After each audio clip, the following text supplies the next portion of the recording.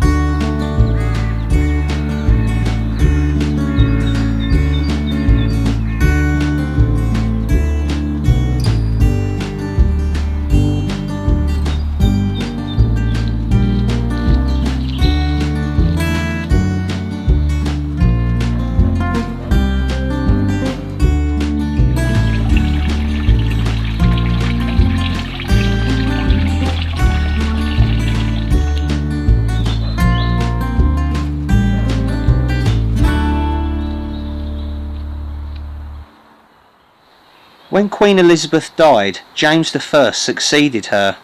In 1607 he spent the autumn in Wanstead. The manor was later sold to Sir James Mildmay. Unfortunately, as Mildmay was one of the judges at the trial of Charles I, which led to Charles's execution, the manor was taken from the family after the Restoration and handed to the Crown. In 1667, Sir Josiah Child, whose family were the first private bankers in England, bought the manor and made huge improvements. Later, his son, Sir Richard, replaced the manor house and landscaped the gardens.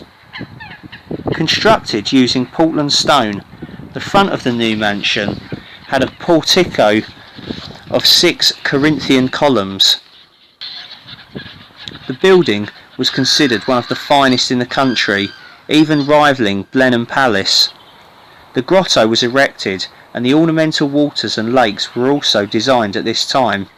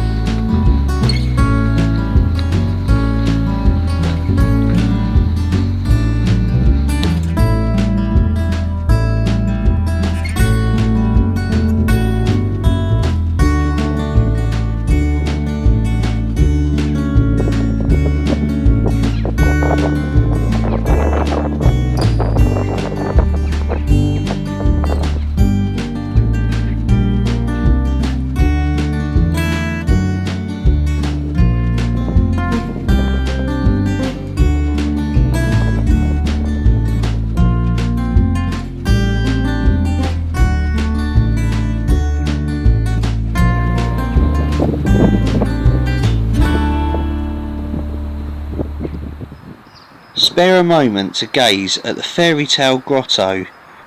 Now a Grade 2 listed building, it was encrusted with shells, stalactites, crystals and pebbles, many of which were found in the lake after a fire damaged the grotto in 1884. The chamber had a domed roof and a stained glass window, and it was accessible by a set of steps from the lake.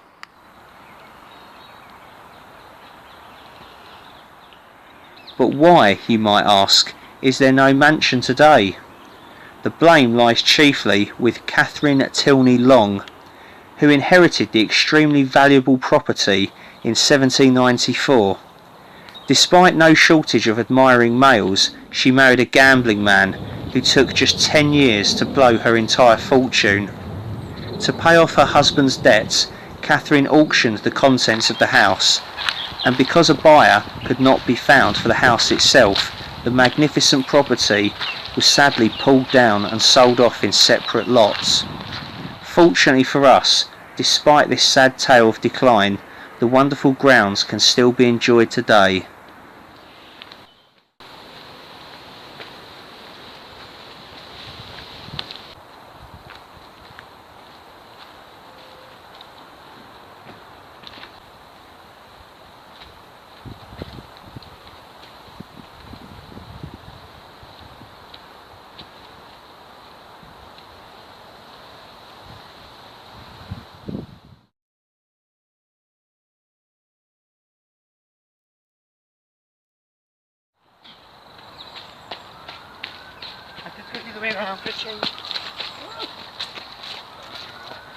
Oh, sorry.